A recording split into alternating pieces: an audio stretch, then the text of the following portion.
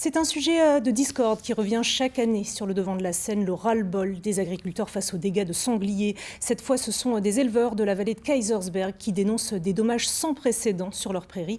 Ils ont même tourné une vidéo par drone pour constater l'ampleur des dégâts.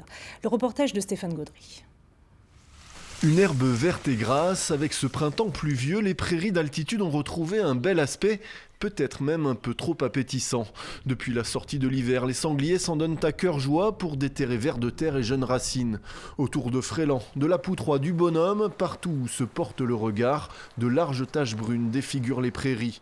Une situation constatée par drone il y a quelques semaines par les éleveurs, des éleveurs fatigués de devoir sans cesse retourner et réensemencer leurs prés. On a eu 5 hectares et demi de retournés en dégâts. Et une fois passé le broyeur, remis en état et semé. Avec la pluie qu'on a eue, ça a bien repris, mais les sangliers ont repassé derrière. Et ça fait que de revenir et puis de retourner.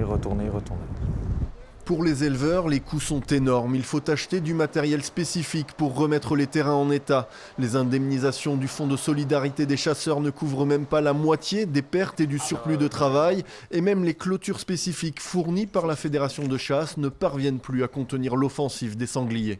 Sur mon exploitation, j'ai 20 hectares de clôtures qui sont financés par le Fonds départemental des chasseurs, mais qui sont...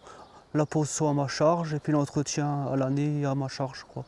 Donc c'est 4 fois la débroussailleuse autour. Voilà, donc, mais là j'arrive vraiment plus à les retenir, ils passent dedans. En 4 mois, les dégâts dépassent déjà ceux de toute l'année dernière et les éleveurs surprennent même les sangliers en pleine journée. Une situation face à laquelle les chasseurs s'avouent de plus en plus impuissants. Tir de nuit, tir au poste d'agrénage, la préfecture leur a déjà octroyé de larges dérogations, mais les sangliers restent invisibles quand les fusils sont là. On investit énormément de temps, on a aussi notre boulot à côté. Et souvent, des 2-3 nuits dehors, les sangliers sont plus malins que nous, alors... On sort 1 ou 2 nuits pas, là on a les dégâts et c'est assez compliqué. Plus malin, mais plus nombreux aussi. Si Christophe Fray, lui, vit sur place, nombre de locataires de chasse habitent trop loin pour être suffisamment présents sur leur mirador.